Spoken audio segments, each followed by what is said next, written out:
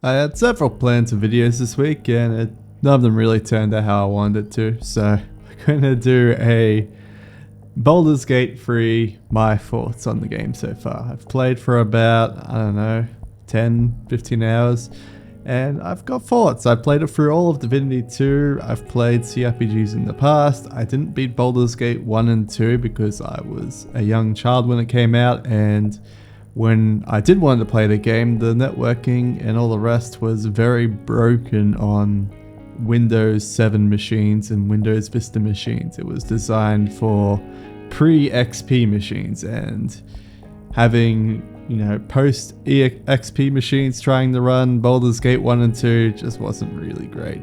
So I could have played it solo, but my friends always wanted to play it together, and we always tried to play it together, and we could never really get it working. But I have played CRPGs in the past. One of the games I played recently was Crown of Solace, which has a very D&D aesthetic and uses the same D&D rules with rolling for skills and attacks and all the rest. And they both seem to have the same problem, which is that while the story in the game are usually quite decent, it's the gameplay itself that ends up becoming incredibly glitchy. I can't remember not having a glitch happen in a combat in Baldur's Gate 3. Even in Crown of Solace, there was just constant glitches and bugs. It made me reduce combat from it being, a strategy sort of role-playing sort of event to more of a just how do I make this fight succeed? What rules do I need to completely break? How do I need to bug the characters? What do I gotta do? Because that's essentially what I end up doing. And one of the big reasons for this is it doesn't give you clear information when you're trying to do stuff. For example, when you're trying to enter a combat, this happened in Divinity 2, you're going, alright, I want to stealth this one character into the combat, and then he can start the stealth round, and then have my other characters come in later. And the way it ends up working is only that one character ends up being in the combat, and the other three characters are sitting outside of combat twiddling their thumbs, and you have to go select on them and drag them into the combat, and then like this weird out of combat, in of combat, and it's just really annoying. What I wish would happen would be when you start combat with anything against any other creature, it halts the world and brings it into turn-based mode. So that way, characters that are behind the other characters would be behind the other characters in combat. Instead, they seem to get like a free round of combat if you can glitch the AI just enough. Next, there's stealth in the game, and stealth sucks. They give you these vision cones, and they all got like the staggered stepping as you would expect on a board-like game, but there's no direct squares that you can select saying that I want my character to be on this square or on this square. Instead, you're sort of just moving like there is no squares at all. Yet the vision codes have squares, and everything's clearly designed around moving, square to square and having pieces be certain sizes.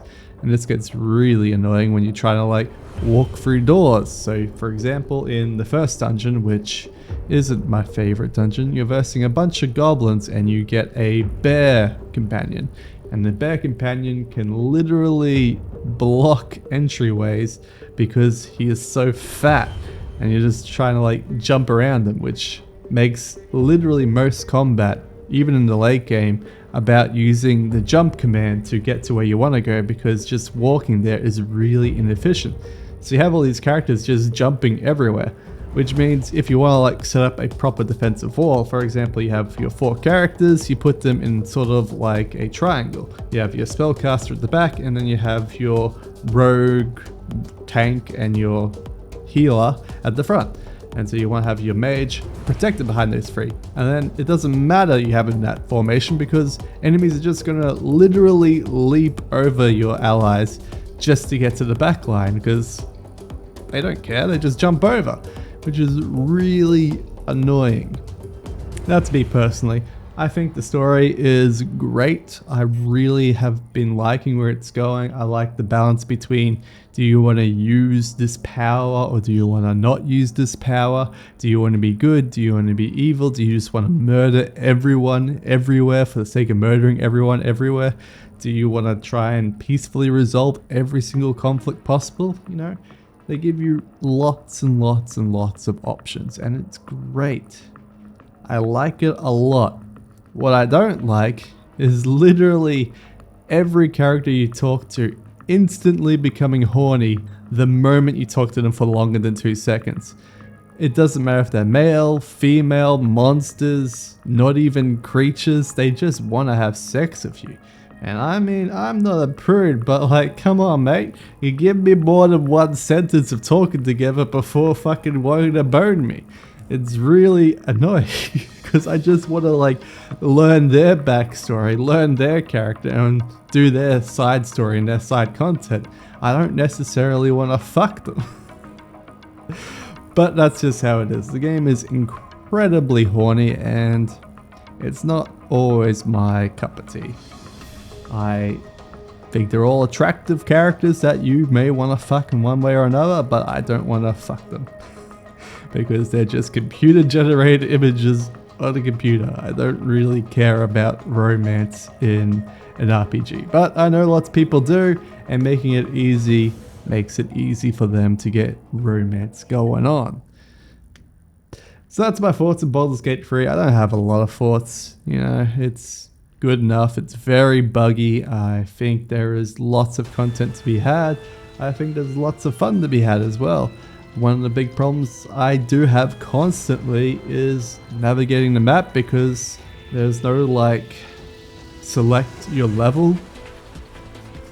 For example, you were on the bottom floor of a tower and you want to be looking at the top floor of the tower. You can't just press a button to like fly to the top floor. You can only see the floor that your character's on. Now there very well could be a hidden button somewhere, even a tutorial somewhere that told me how to go up a floor or down a floor in Vision. But I found that incredibly annoying, especially when there was an enemy above you and you're trying to target them with spells and you can't target them or see them because there's a roof above you and a roof between you and it, even though you can see through the roof through the giant hole. It just goes, yeah, he's kind of there in a vague shape. This happened quite often to me and it was very annoying. Anyway, that's my thoughts on Baldur's Gate 3. Hope you enjoyed the gameplay in the background. It's from somewhere in the middle of the game. I don't know. I haven't recorded much gameplay. I'm recording it after I record this. Alright, see ya.